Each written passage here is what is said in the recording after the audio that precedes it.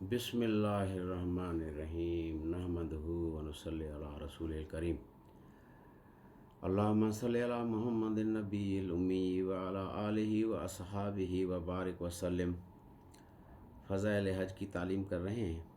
5वीं फसल है हज के आदाब में, या पढ़ रहे हैं। हज के मुतालिक बहुत से रसायल उलमा ने लिखे हैं, जिनमें तफसीली तौर पर हज के आदाब और हर रुकन के आदाब ज़िक्र किए हैं। यह सफ़र सारी उम्र में अक्सर एक ही मरतबा होता है, इसलिए मुनासिब है कि जब सफ़र हज का इरादा हो तो उसके मुतालिक मोतबर उलमा के मुतअद्दिद रसायल मंगा कर उनको बहुत एहतमाम से 2-4 मरतबा सफ़र से पहले मुताला कर ले, ताकि ये बड़ी रकम जो इस सफ़र में ख़र्च होती है आदाब की रियायत के साथ ख़र्च होने की वजह से बेहतरीन मुसरफ़ में ख़र्च हो। ऐसा न हो कि जहालत और नावाक़फ़ियत की वजह से कोई ऐसी हरकत कर जाए जिससे हज भी फासिद हो जाए। सफ़र से पहले अगर इन रसायल को चंद मरतबा मुताला कर ले तो मज़ामीन से एक मुनासबत पैदा होकर मौका पर अक्सर बातें याद आती रहेंगी, और फिर इन रसायल को सफ़र में भी साथ रखे ताकि हर मौका पर इस जगह के अहकाम और आदाब देखे जा सकें। अहले इल्म भी इनसे मुस्तग़नी नहीं। दर्स के वक्त इन मसाइल को पढ़ लेने से मुस्तहज़र नहीं होते। अक्सर देखा गया कि जो हज़रात 2-3 हज कर चुके हैं वो हज के मसाइल में अहले इल्म से जिनका पहला ही हज हो फ़ोकियत ले जाते हैं। इस जगह तमाम आदाब का अहाता मकसूद नहीं है, वो हर जगह के अलहदा हैं। मुख्तसर चंद अहम उमूर का ज़िक्र किया जाता है। हक़ ताला शानु का पाक इरशाद है, सूरह बकरा रुकू नंबर 25 आयत नंबर 25।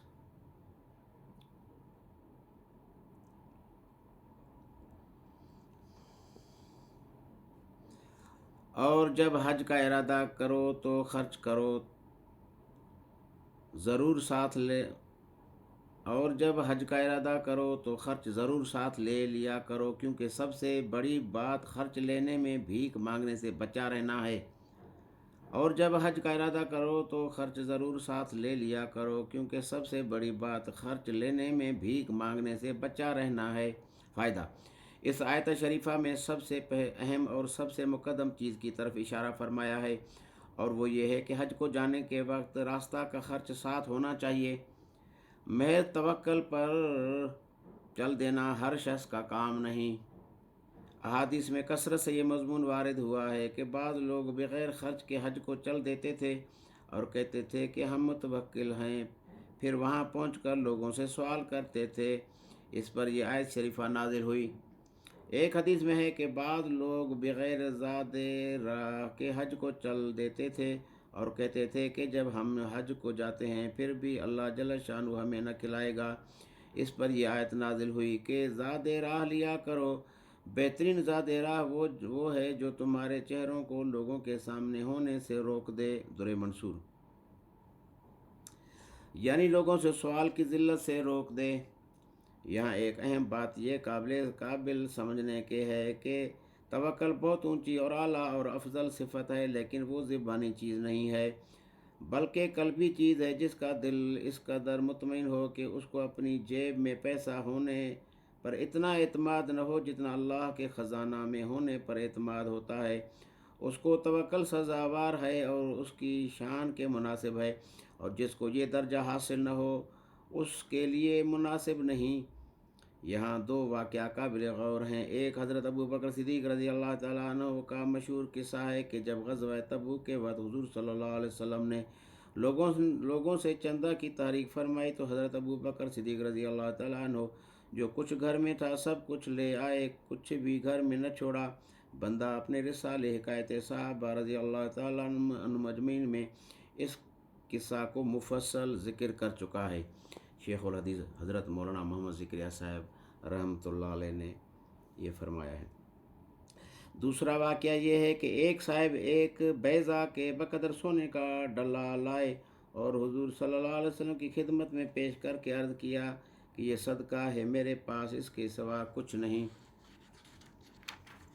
حضور اقدس صلی اللہ علیہ وسلم نے اس طرف سے اعراض فرما لیا، وہ دوسری طرف کو سامنے حاضر ہوئے اور یہی عرض کیا۔ اسی طرح حضور صلی اللہ علیہ وسلم اعراض فرماتے رہے اور وہ بار بار سامنے آ کر یہی عرض کرتے رہے۔ چوتھی مرتبہ حضور اقدس صلی اللہ علیہ وسلم نے اس کو لے کر اس زور سے پھینکا کہ اگر ان کے لگ جاتا تو زخمی کر دیتا۔ پھر ارشاد فرمایا کہ بعض آدمی اپنا سب کچھ صدقہ کر دیتے ہیں، پھر لوگوں کی طرف دست سوال بڑھاتے ہیں۔ ان دونوں دو قصوں سے اس کا صحیح اندازہ ہو جاتا ہے کہ توکل کس حالت میں سزاوار ہے کہ جو شخص بالکل خالی ہاتھ ہو کر بھی نہ بے صبری کرے، نہ دل میں اللہ جل شانہ اور بندوں کی طرف سے شکوہ پیدا ہو، نہ لوگوں سے سوال کرے، اس کو یقیناً مناسب ہے۔ اور جو ایسا نہ ہو بلکہ دوسروں کے لیے بار بنے اور بے صبری ناشکری میں مبتلا ہوا ہو، اس کے لیے ہرگز مناسب نہیں کہ بغیر زاد راہ کے میں توکل پر چل دے۔ یہ ایک آیت ہے۔ یہ آیت شریفہ بھی آداب حج کے اہم ترین آداب کو شامل ہے۔ اس کا ترجمہ پہلی فصل میں گزر چکا اور کچھ توضیح پہلی فصل کی احادیث میں سب سے پہلی حدیث میں گزر چکی۔ اللہ پاک سارے مسلمانوں کو حج مبارک کی سعادت سے نوازیں اور بیت اللہ شریف اللہ پاک اپنے گھر کا دیدار نصیب فرمائے، حضور اقدس صلی اللہ علیہ وآلہ وسلم کے روض اقدس کی زیارت کی توفیق نصیب فرمائے، آمین ثم آمین۔ اللہ رب العزت نے ہمارے اور ساری دنیا کے انسانوں کی دنیا اور آخرت کی پوری کامیابی کو پورے کے پورے دین پہ چلنے میں رکھا ہے۔ پورا دین پوری دنیا کے انسانوں میں حضور صلی اللہ علیہ وآلہ وسلم والی محنت سے آئے گا، اور وہ محنت ختم نبوت کے صدقے ہر مسلمان کے ذمہ ہے۔ اس محنت کو سیکھنے کے لیے بزرگ فرماتے ہیں کہ 4 مہینے آ کر اس محنت کو سیکھا جائے، پھر زندگی کا مقصد بنا کر مرتے دم تک اس دعوت والے کام کو کیا جائے، کیونکہ یہ کام ختم نبوت کے صدقے ہر مسلمان کے ذمہ ہے۔ تو بزرگ فرماتے ہیں کہ مقام پہ رہتے ہوئے ہر مسلمان 5 اعمال کرے روزانہ میں۔ اس میں 3 اعمال ہیں، روزانہ کا مشورہ ہے، روزانہ جو ہے تعلیم ہے، گھر میں مسجد میں شغل کی جگہ روزانہ دعوت کے لیے وقت فارغ کر کے لوگوں سے اللہ پاک کے دین کی نسبت سے ملاقات کرنا، ان کو دعوت دینا کہ اللہ سے ہوتا ہے، اللہ کے غیر سے نہیں ہوتا، اللہ پاک کرتا ہے، نبی صلی اللہ علیہ وسلم کے طریقے پہ کرتا ہے۔ پورے دین پہ چلنے میں کامیابی ہے، پورے دین کی دعوت دی جائے، نمازوں کی، تلاوت کی، ذکر کی، اکرام کی، اخلاص کی، دین کی محنت کرنے کی، اور ہفتے میں 2 گش، مہینے میں 6 روزہ حجو، اور سال میں کم از کم چلہ۔